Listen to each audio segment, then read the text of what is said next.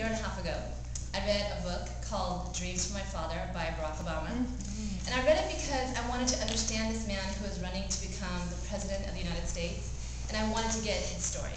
And when I read this book, I remember a couple things stood out to me. And one of those things that really stood out to me was the story of when he was a little boy in Indonesia. And he describes how he was there, he was new to the country, and he really felt his different.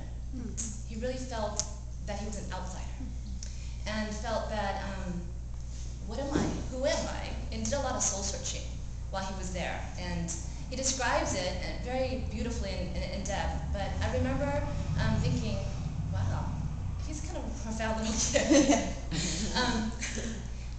When I read Jeremiah, I actually thought he was really an outsider.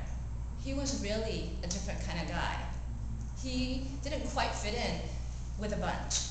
And I think he got the call when he was very young. Jeremiah was a prophet. He got the call as a kid, and God was very clear. He did not relish the call he got, but God was very clear with the call he gave him. So I'm going to have Carlos, if you could read it, then I'll go on. Okay. Here's the word of the Lord from Jeremiah 1:4-10. The word of the Lord came to me, saying, Before I formed you in the womb, I knew you. Before you were born, I set you apart. I appointed you as a prophet to the nations. Ah, sovereign Lord, I said, I do not know how to speak. I am only a child. But the Lord said to me, Do not say, I am only a child. You must go to everyone I send you to and say whatever I command you. Do not be afraid of them, for I am with you and will rescue you, declares the Lord. Then the Lord reached out his hand and touched my mouth and said to me, Now I have put my words in your mouth. See, today I appoint you over nations and kingdoms to uproot and tear down, to destroy and overthrow, to build and to plant. So Jeremiah was a prophet, and he was a prophet for 50 years. 50 years. And his story's a good one. I like personality descriptions, so I'm going to go a little bit into that. For those of you who don't enjoy it, bear with me. So as a personality, he's what personality profilers would describe as a melancholy. A person who is prone to perfectionism, high standards, high achiever. But also a person who's prone to self-criticism, self-doubt, maybe self-deprecation, and then at the end of the spectrum to depression if things don't go well. And Jeremiah, when he got this call, I found it really interesting that God chose him from the womb. He chose him. He set him apart in the womb. Even with this tendency, even with this melancholy tendency. And I found it really interesting that Jeremiah, when he got this call, didn't totally say no entirely. He actually considered God's call. Here in verse 10,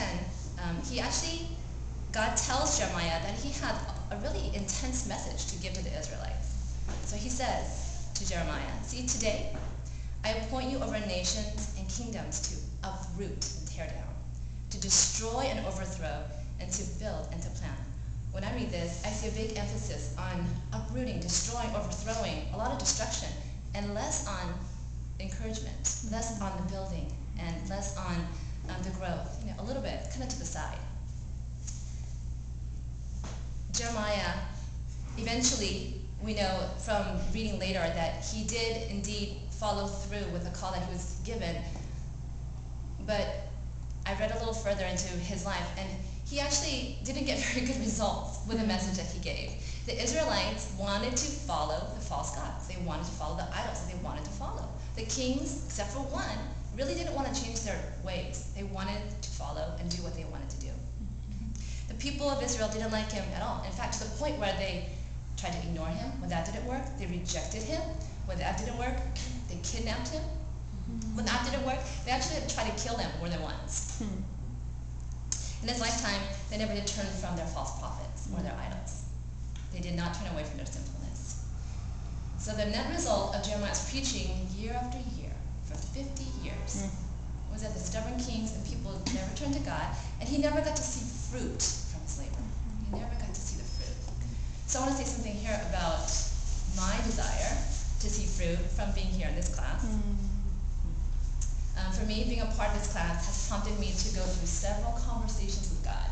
And some of these conversations have been like this. The first conversation in round one was, God, I would really like to bless others with this new set of skills that I'm going to get from this preaching class. And I heard God say to me, well, what if that doesn't happen? And in round two, I said, God, if I can't bless others, will you please make it possible so that I somehow can be blessed in this class? And I heard, well, what if that doesn't happen?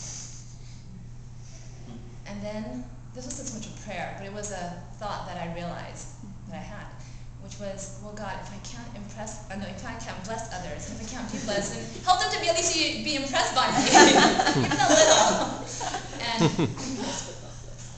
God said, well, what if that does not happen? And the thing that I landed on, that I'm working out now, is, well, God, if they can't be blessed, I cannot be blessed by feeling good. If they're not impressed by me, then would you please give me some peace and some satisfaction with knowing that I obeyed that small prompting you gave me to at least participate in this class? And so that's where I'm now. I realize I cannot control the things I cannot control. I cannot control the outcome of things outside of me. And in that, I still hope that I can get a little more than just peace and satisfaction. I hope for a little more. I hope to get the little thing that actually was a pretty big thing that Jeremiah got.